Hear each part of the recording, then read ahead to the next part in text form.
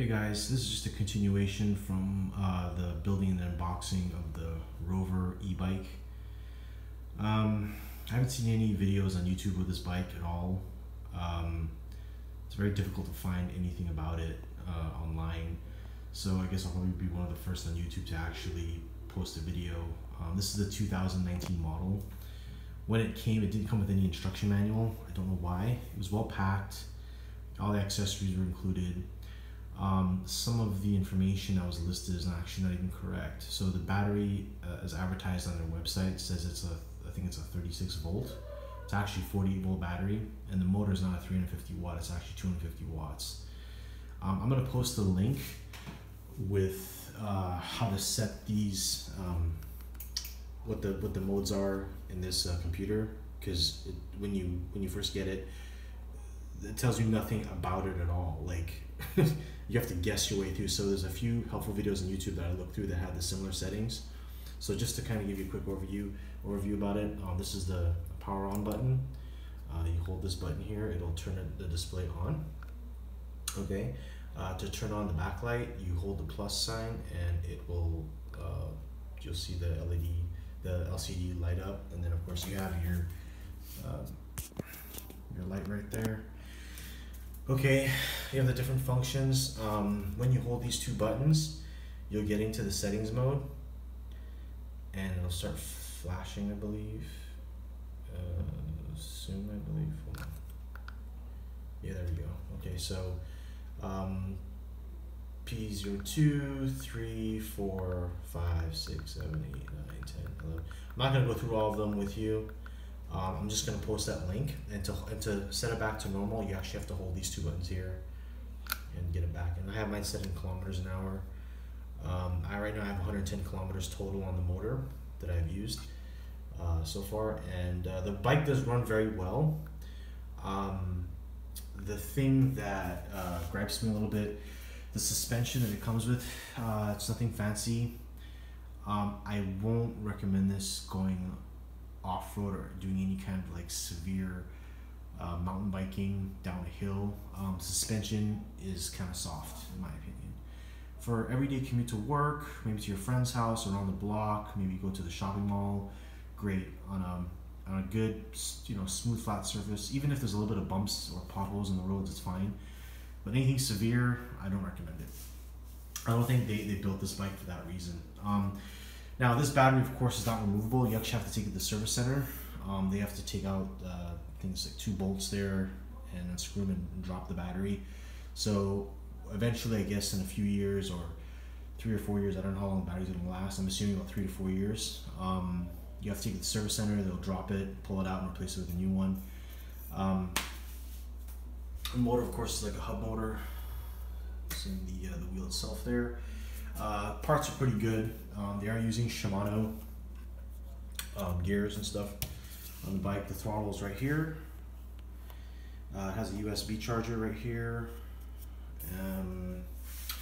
Seat, everything, this all came with the bike. This is like, your big box bike. It already came pre-assembled. You just have to attach the front wheel, steering and whatnot. That's about it. But everything else is already pre-assembled, which is pretty cool.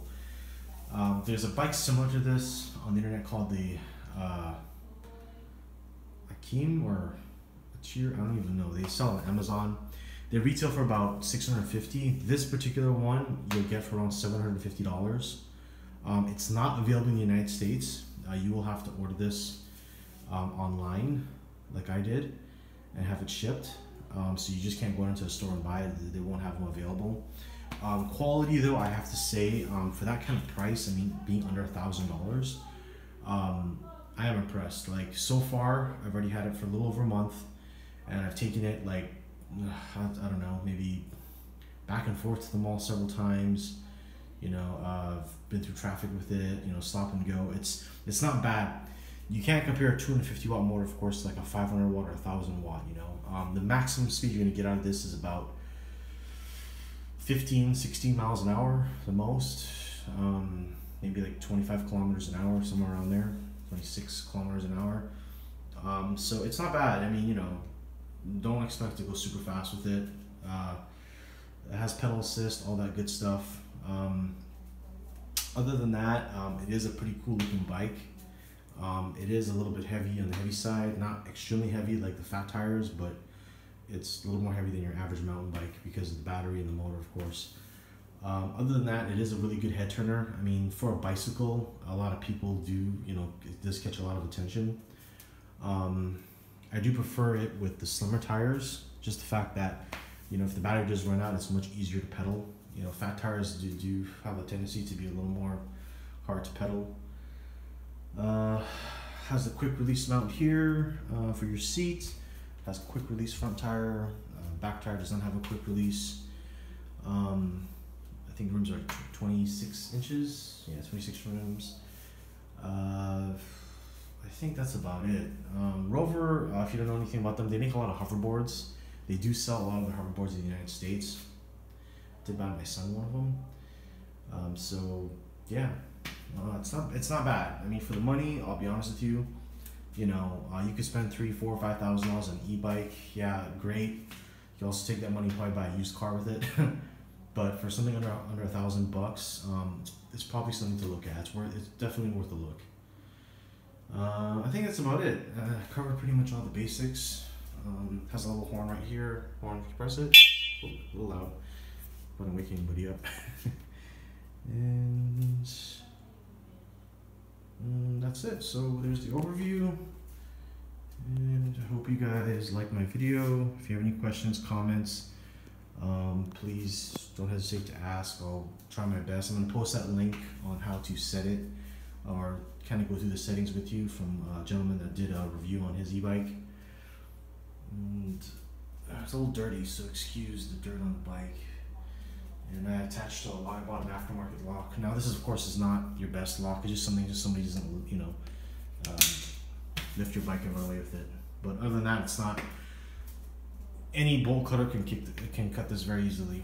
So, it's not the best. Like something just, if you're running real quick to like the supermarket, it'll make it less easier for the thieves to take your bike. And that's it. All right, guys. Thanks for watching, and hope you enjoyed the video and the bike itself. All right, bye.